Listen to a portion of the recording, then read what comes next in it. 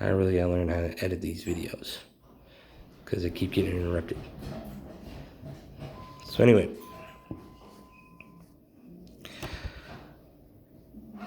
how I became homeless and how I came living on the street, which technically I had a good instinct of finding a good situation where I wasn't homeless.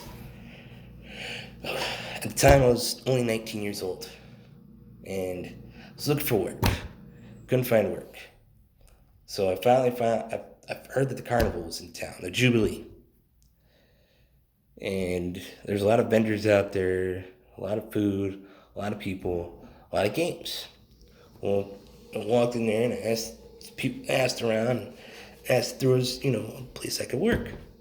Well, this guy, I turned around and talked to this one gentleman and talked to him and his dad, and they turned around. I was like, you'd be perfect being a gamer or selling this game, which they called it a joinie. Back then, they called it a joinie. And I turned around. They put me in this game called the Punk Rack. That's what we called it. It was clowns where you had to knock them down with a baseball. So I turned around and next to this guy Scott, it's either Sean or Scott, Shane Scott. I think it was Scott. And he was a cool dude. He taught me how to juggle. He's sitting there and juggling and turned around and tossed it behind his back and caught it in front of him. And, it was really cool. It was a lot of fun. And I turned around and I tried tossing it behind my back and ended up going across the grass that was like 8 tall. Well, anyway, I turned around, ran across the grass, got the ball, came back and hustled a bunch of my friends and from high school and whatnot. And made a lot of money. Made some really good money. And we traveled with them. I was going to travel the country with them, but didn't really make it that far. Unfortunately, my girlfriend, I guess you could say baby mama, or the mother of my child, wanted to join. They wanted to be with me because she really loved me. And we had a kid. We had a 4-month-year-old kid or 3-month-year-old, April, May, June, July, like a 4 or 5-month-year-old kid. And, it was kind of hard to have him on the road with us, especially when it came to living in the bunkhouse, when there's things falling off the walls and nails sticking out, and it's really, really small. The first one I got into was really, really small. And then when I got another job, they turned around and gave me a bigger bunk room. And it was really cool. I met some really cool people. I mean, some people I'm still friends with till this day. And I will hold them close to my heart, and I still hold them close to my heart. I still talk to them. Granted, I lost contact with a couple of them. And then all of a sudden, later on, we, reconnected and came back together. And it was like, hey! Dun, dun, dun, dun, dun, dun. Dun, dun, dun, dun, dun, dun, dun, dun, dun. The slow motion action. And then you hug them. So glad to see you. Yeah. It was good stuff. I love them to death. I love them to this day. They're like family to me. They're not even like friends anymore. They're like family. They're like legitimate family to me because of a lot of things that we've shared and blood, sweat, and tears we've shared and things we've experienced together and whatnot. It's been quite the journey. And how we lost contact and then reconnected and lost contact again and reconnected. I'm pretty sure you guys have friends like that where you ever felt so connected to a person that you just know that they're going to be in your life for the rest of your life. And you just, like, the hairs on your skin just stand up like, this person's going to be in my life for the rest of my life. Almost like the stories that you hear about men meeting their wives. Like, I'm going to marry that woman. That's going to be the woman that I marry. I'm going to be with for the rest of my life. Well, it's kind of like with friends, too, where you just kind of have that feeling to where, you know that that person's going to be in your life for the rest of your life. And you guys are going to go through some hardships and tough times and some really good times, some fun times and some crazy times. Well, anyway, this is what happens before I became homeless. I was working this job, doing really great, making good money, pocketing a lot of it. And granted, it's all commission. And, at the end of the night, we get, a percentage of what we make, which the game pretty much sold itself, You turned around, you go to these places, and people just want to play. And you turn around and have to just try to suck them in, drag them in, and just keep them wanting to play more and more and more and get others to play more. And, try to have 2, 3 people at a time, trying to get them to keep on playing. And, you're pretty much just taking their money. Granted, a lot of times there was this news report talking about how some of these carnival games were rigged and you cheat people out of their money. And there were the ones, the company I worked for, we didn't have rigged games. Not as far as I know, anyway. I went around to a lot of them, and I was with them for quite some time, and got to bond with a lot of them and share stories with them. And I never heard anything about being scammed. And I played a lot of those games that were in there because we were all like family. We pretty much got to play for free. And there was a gun game in there, fishing game in there, the punk rack that I was working, and all kinds of games. And honestly, I didn't see one illegitimate game that there wasn't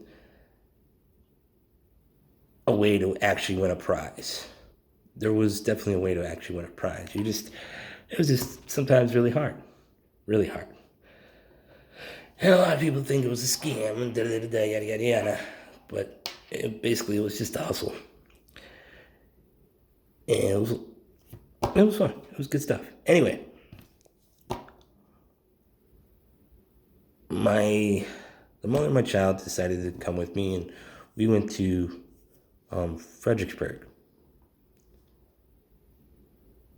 And Fredericksburg is like a big, small city. And there's a lot of wannabes and there was a lot of small town people there and a lot of wannabe gangs and people that were probably in a gang for real. And then, I don't know, these kids were coming into the carnival and it was nighttime, and next thing you know, something went down like a gunshot or somebody got stabbed, and next thing you know, everybody's screaming and yelling and and you're sitting there trying to work this game and do your job and mind your business. Next thing you know, everybody's running and screaming and knocking people down, and you're just like, what's going on? And someone's like, oh man, I think someone just got shot. Someone just got killed. Yada, yada, yada. And I'm like, what? Everybody's just like wide-eyed, mouth dropped, like, what's going on? And everybody, there's a couple people ducking behind their games and their joints and their food vendors. Everybody's ducking and trying to get out of the way, and kids and mothers and parents and elderly people were running, and you're just like, what's going on? So it got a little crazy. And I didn't hear about these stories until after I got to the bunkhouse, that people were getting, a lot of bad stuff was going down in the carnival, and I didn't know that until I went to the bunkhouses, where the bunkhouses were parked. We went Ocean View. We had an Ocean View. But the bunkhouses were parked in a parking lot, right next to the ocean. In Ocean View, Virginia. And some of these people were cooking food right out of their bunkhouses, and they had these, little skillets and cooking food and selling them for $5. It was awesome. Like I said, it was like a family, but you also got to be careful of who you trust. And you also got to be careful of the people that you're rooming with, because you never know if they do drugs, or you never know if they're going to, bring somebody by and they steal your stuff. And You gotta have a good sense. And when you're young, you just don't. When you're young and a teenager, you're still trying to figure things out, and you're trying to, you know, figure people out and just kind of understand who they are. And you don't know. 15, 16, 17, 18, 19, 20, 21, and throughout your 20s, a lot of people don't have that instinct in that around that age to understand that. I mean, in the late teens, yeah, you start to pick it up. In your 20s, you really start to pick it up. And then your late 20s, you become more cautious, and you're just like, reserved and whatever and whatnot. And you become the person that you need to be to survive, to do what you got to do. Well, I don't know. I wish I could just like paint a picture for you and just show you like a picture to what it would look like. I mean, you got bunkhouses, which basically like trailers. And there's like rooms, separate rooms in these bunkhouses. And people, two people have their own bunkhouse, their own bunk room. And then there's a couple of them that were, one of the walls was broken down and it became one big room. And it was two rooms and it became one big room. And it was a lot of fun. And then, like I said, when we got to Fredericksburg, I took Brandy with me, or not Brandy. I took the mother of my child with me. And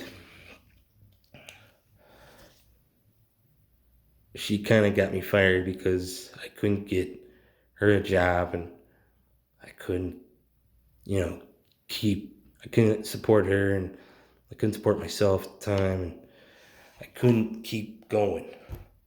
And we kind of basically got kicked out and put out on the street.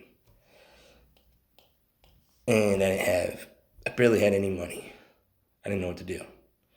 I had enough money to get a bus ride back home.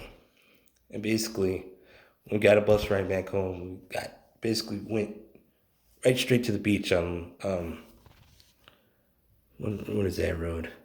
Alaskan Road, Virginia Beach, where the Virginia Beach bus station was, which is like one of the smallest bus stations I've ever seen in my life. I mean, it's not like Norfolk, or it's not like Richmond, it's not like New York, or Chicago, or DC, which I've been to all these bus stations. Every major bus station in the country I've been to. No joke. I kid you not. My favorite one was probably New York, and Florida, and Ohio. There's a couple of them out there that are really cool. Where are they?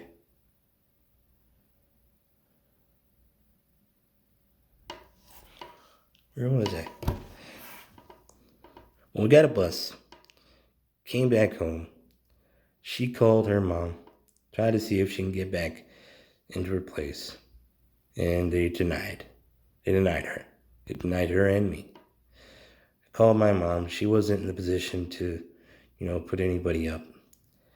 Called my dad. My dad was pretty much an alcoholic, and nobody wanted to stay with him because he was just always getting drunk and just not, the kind of person you want to be around when he's drinking. So it just wasn't the right kind of environment. And I couldn't call my sisters or brothers because they had families of their own and they had to take care of they had things they had to do and take care of their own. And there was just no room. There was no place to put us, especially when it came to the three of us, me, the mother of my child, and my son. Not even a year old yet. He was such a explorer. The kid was awesome. Just loved holding him, and interacting with him, and playing with him, and just being his dad. I was always just talking to him and put him against my heartbeat and hoping that the heartbeat would just put him to sleep. And then there's times that, you rub his ears. And that put him to sleep.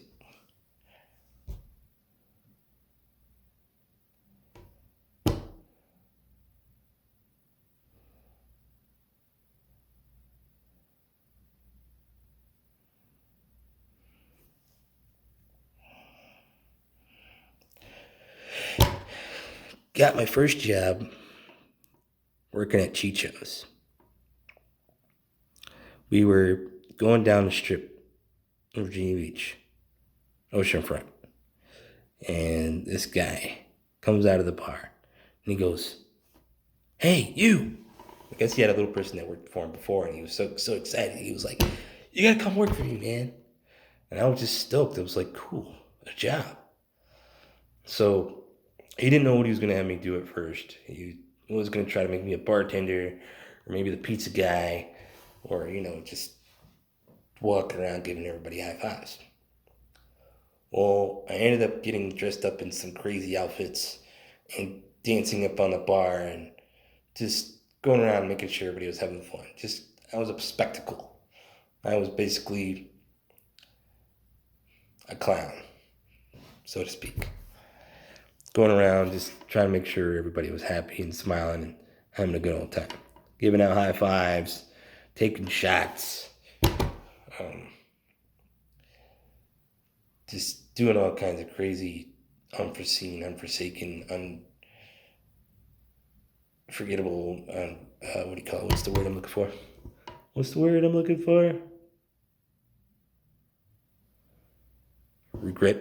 Regretful, or things that you regret, or what's the word I'm looking for? Can't think of the word. Anyway, things that you regret doing, even though at the time when you're young, you're dumb, and you're just looking to have fun, doing whatever you can to whatever it was, whether it was something recreational, some alcohol, some experiences of being in contact with somebody. You just wanted to be a part of every experience you possibly could, just to get that experience, done and over with, or just so you could say you've experienced that. And it gets kind of crazy sometimes. Sometimes it gets a little, out of hand. And then you get older and you realize you don't regret it. It's what molds you and makes you who you are. It really does. It's what sculpted you and perfected you and helped you realize what your do's and don'ts and what you wanted to go after and what you don't want to go after. I definitely didn't want to be a bartender. At first I did. But then I realized that it wasn't for me. I didn't want to smell like alcohol at the end of the night. I didn't want to have to, break up fights. I didn't have to worry about, not getting paid. Because there's times people walk out on their tabs and you have to go chasing after them, or you have to pay for it yourself. You have to pay that tab, which sucks. It really sucks. But what can you do? What can you do? But I liked my job. I really did. All I had to do was entertain people and make people smile and laugh and give out high fives and just dance around. And whether I had my shirt off and wearing a hula skirt, which happened a few times, and I was looking like a sumo Hawaiian, I don't know, crazy person, just walking around with a freaking Hawaiian hat and a hula skirt, some shorts, and every once in a while I put a coconut bra on. And then there was times it was uncomfortable and it just kind of got out of hand and I didn't like it anymore and just didn't want to wear coconut. I didn't want to wear coconuts anymore.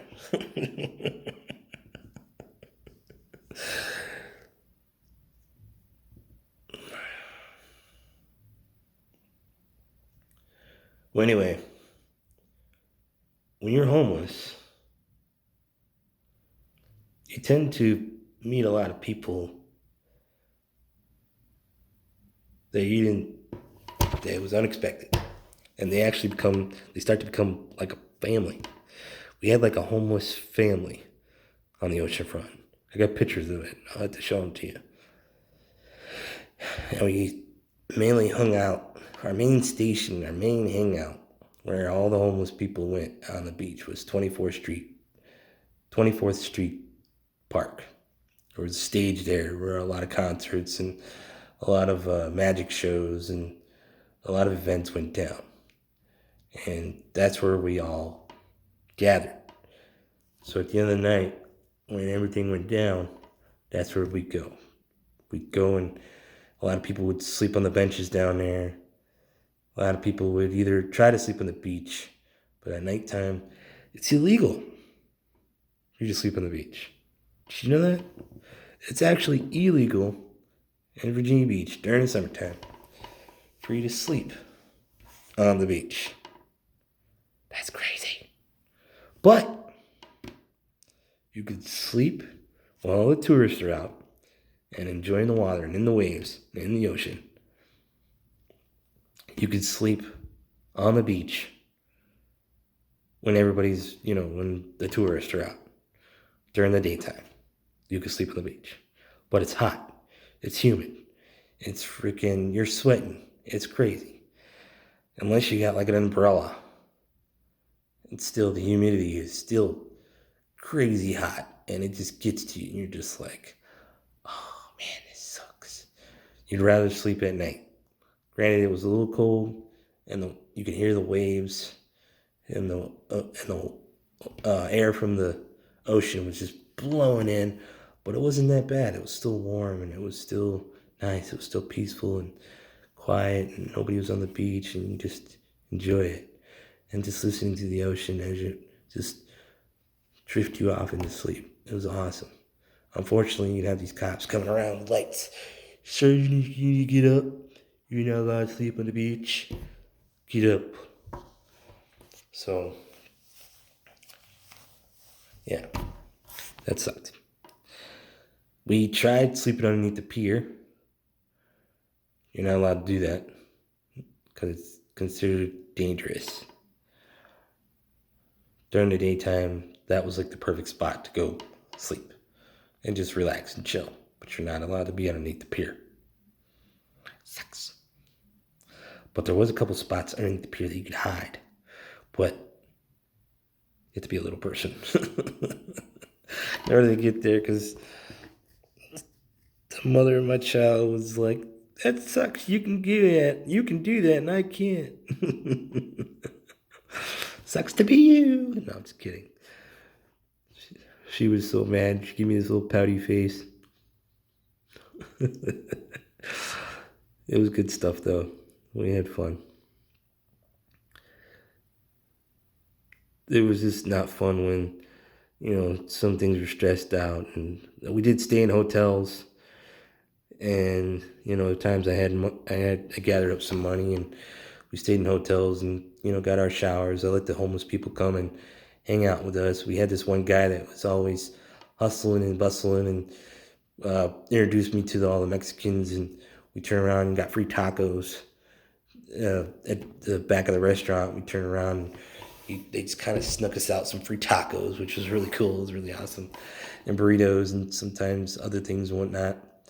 Other Mexican food, other Hispanic, Latino Mexican food, which was really, really good. Oh man, I love tacos.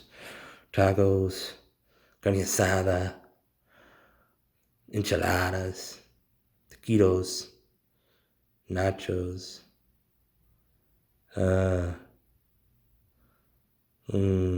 So good. Enchilada sauce. So good. Oh, chili relleno. Oh, so good. But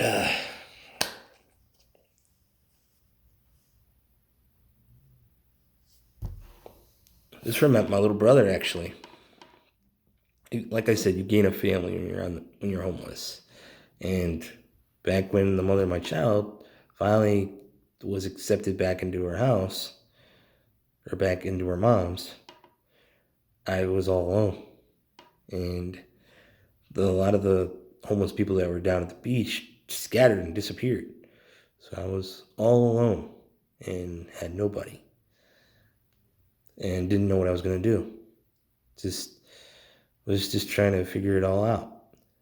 And then I got a little down and out, and I turned around and I went to Flipper McCoy's, which I don't know if you know what Flipper McCoy's is. It's an arcade down here. It's the local tourist spot where everybody goes and plays, the games and whatnot, skee ball and air hockey and the little air gun game, and all them arcade games, which was a lot of fun. There was a couple games in there. There was a boxing game in there that I used to love to play. And we had little tricks of the trade. If you sit there and pound the gloves together, it just kind of did all the work for you instead of you having to do all this. All you had to do was go, bloom, bloom. And everybody was like, how'd the little guy figure it out? I'm always figuring stuff like that out. I don't know what it is, but I'm always figuring out, shortcuts to the game. I'm always figuring out the shortcuts. And or the strategy, and the cheating, I guess you could say. And I went to Flipper McCoy's. It's down and out. I'm sitting there at the end of the skee ball table, of the skee ball. You roll the balls, come down, take the balls, and you roll them up the skee ball. And while I was sitting right there, and I got my black and white, Nokia phone on me, back when we had the Nokias. And I'm sitting there thinking, what am I going to do? Who am I going to call? What can I do to get out from being in this situation? I need to get out of my situation. When I had the mother of my child and my kid, I just felt, I didn't feel alone. It felt all right. It was okay. And I had, we had a gang of people, and then all of a sudden they all just disappeared. I don't know. It was weird. It's crazy.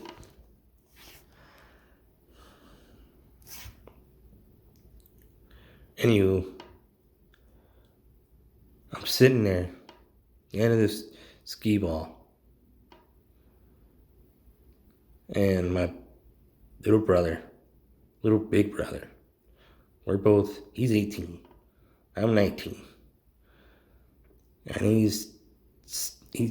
sits like 2 or 3 skee ball lanes, beside me. And he turns around, the first thing he asks me is, do you have a cigarette? Or a lighter. He asked me for a lighter. And I said, yeah. So that's how it all started. Turned around, and I don't know, him and I really got close, and he became my all-time best friend. We're so close to the point where he's not even my friend anymore. He's my brother. That's my little brother. I don't care what anybody says. He doesn't have to be blood. We don't have to be born, in the same spot. But him and I grew up. We took care of each other. We've sweat. We bled. We've fought for each other. We fought, next to each other. We were homeless. And, we took care of each other. And that was my dude. That was my stick man. We were always taking care of each other. So that was my brother. And forever will be my brother. And forever will be my long time best friend. Right now he's down in Arkansas, just finishing up some things that he did where he was incarcerated. But he's taking care of it, and he's getting ready to get out in like a month or 2, which is awesome. He called me like a week ago or so. He was like, hey man, you come down and see me. I'm like, oh, no doubt, I'm coming. Hopefully I'll be there when you get out, like just to welcome you back into the world, welcome you back into civilization. I mean, that would be nice if I could go down there and do that.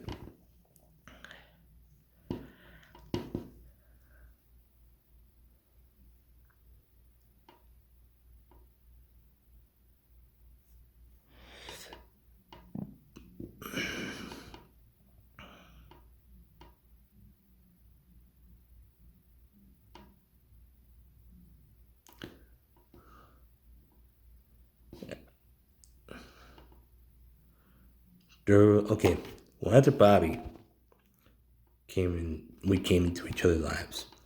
We started gaining up another homeless crew, homeless crew.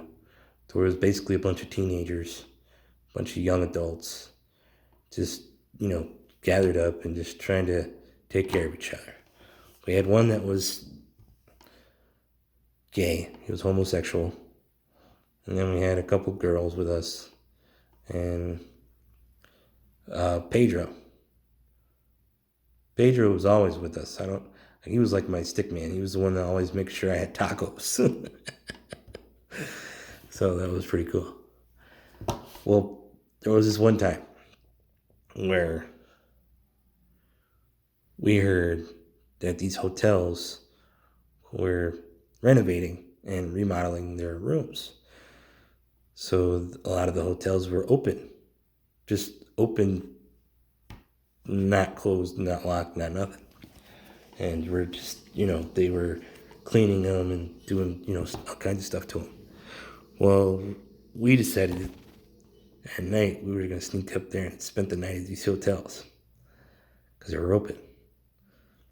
Well, we had I don't know, there was a handful of us in that hotel. I know we shared a bed, like 2 or 3 of us on one bed and 2 or 3 of us in the other bed. Well, the morning came.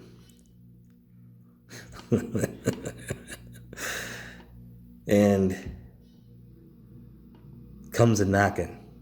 This lady is like, she didn't even say housekeeping. I think she said something else like, hello, excuse me. And we're freaking out. We're like 2 or 3 stories up. And we're freaking out. We're going nuts. So next thing you know, everybody's scrambling, trying to figure out if we can figure out a place to hide. And there's no place to hide underneath the beds. It's not like an old school hole-in-the-wall hotel where you can actually hide underneath the bed. There's absolutely no way to get underneath the bed. And there's no way to hide to the bathroom. And there's no way to hide in the balcony. There's no way to hide in the entertainment center or just duck behind a bed. And there's a handful of us. There's like 4 or 5 of us in that room. We're trying to scramble, and everybody's. Next thing you know, they all. I'm over there, getting ready to. As soon as they opened the door, I was gonna just book it and go flying out that door and just try to get to the exit and fly down the steps, as fast as possible. Well, while I'm sitting there at the door and these people finally figure out how to open it, because I guess they get the master key where it opens the deadbolt. And they turned around and got in, and Bobby and a couple of the other people were yelling at me, come on, Tommy, let's go, or come on, Peanut, let's go. And I'm like, no way, man. So as soon as the housekeeping opens the door, I bust it open and knock them out of the way, and I go running towards the stairs. And I'm running towards the hallway. I guess they're already down. They're already, scaling down the back of the hotel. I guess they somehow climbed from to the other. They told me about it after it got out of there. And I guess Bobby turned around and came around and flew up the steps, and he's at the end of the hallway. He's like, come on, let's go. And he's got the door open, and I'm sitting there like, yeah, right on, bro. And I'm running. Next thing you know, we're getting through the what do you call it? The side steps, the emergency exit, and the fire exit, whatever. And you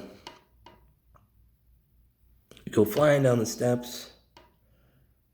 You finally get out to where we're free out of the hotel, and the housekeeping is keeping up with us. She turns around and goes, "Don't ever come back." We're like, "We won't, trust me." So, yeah, that's the story. It was quite the journey, man.